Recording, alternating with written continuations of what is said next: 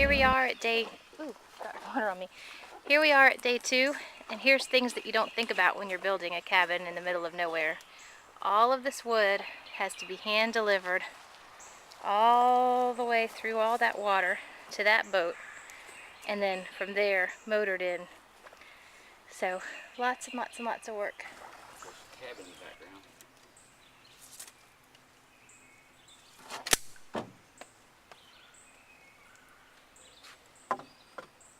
That's so funny.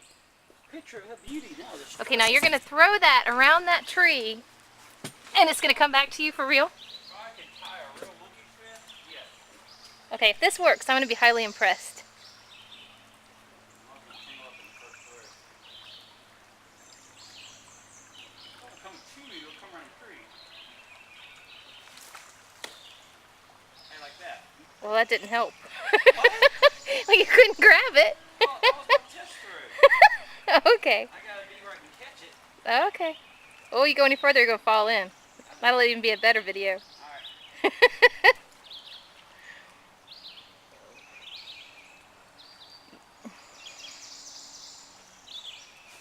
Oh! Little too close to the tree. Little too close to the tree. Have to admit, it's a little close. Got bounced by hitting in the face. Oh. I told you this was worth videoing. You are the man. Looked better the first time. You are the man. So what we're doing is we're tying ropes to the 2 trees because the water is coming up again. See, it's almost over the land, and all of our floats are touching. So we have to tie guide wires, like you can see right there, to the 2 corners, because by Wednesday we'll be floating again, and this will allow our house to float up into the up as the water goes up, and then it'll come back down and sit right where it's supposed to.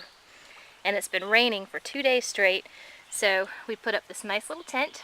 According to the U.S. Geological Survey, this should be the last high water of the year.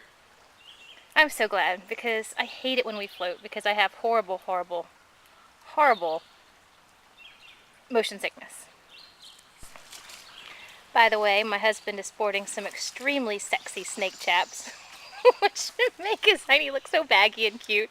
And packing the judge. And backing. Well, we saw our first water moccasin 2 days ago, and it tried its best to bite my husband. He ran at him twice before he went away. So we're being extra careful, but we're hoping that since it's so rainy today, we won't see any. Okay, I'm recording. Don't record me, I have Jamie my makeup on. And showing me how to work this little camera. And as you see, I'm down in the water, knee deep.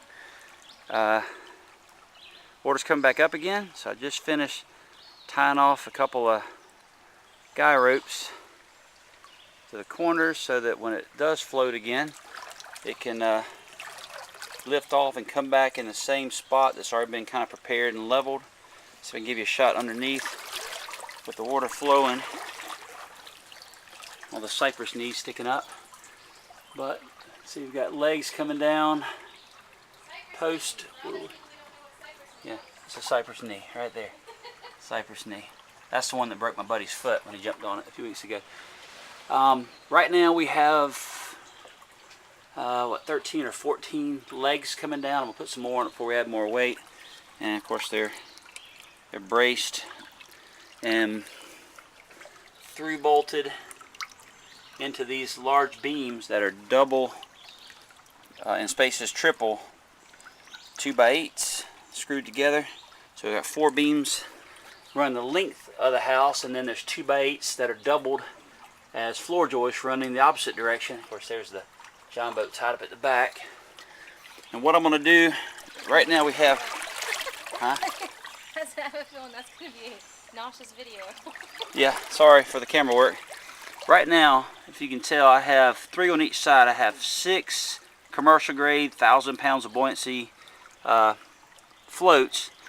And what I'll be adding to this, Jamie has a picture she'll include down each side under this overhang here where that tree stump needs to be removed. I have 2 very long, actually 24 foot by 24 inch fiberglass pontoons that'll be going on the outside. And have a couple of additional smaller floats that'll go under the middle.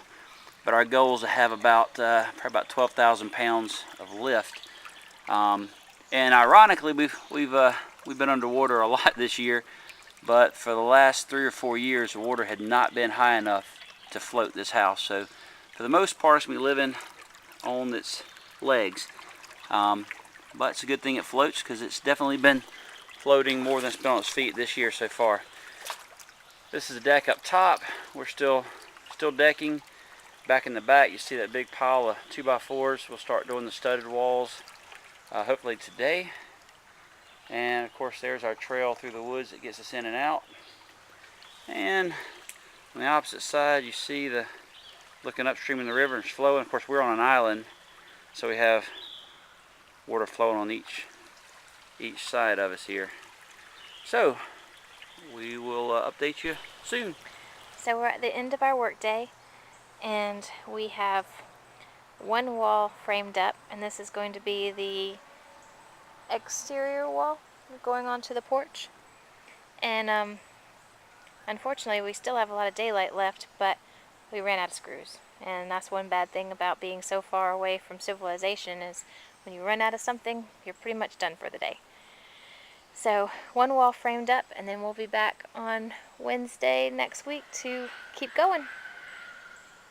God, did you hear that? Sounds like somebody dying. We have our neighbors through the woods have a farm, and so every once in a while you hear lovely farm animals. But anyway, that's what we have so far, and thanks for watching, and we'll have another one next week.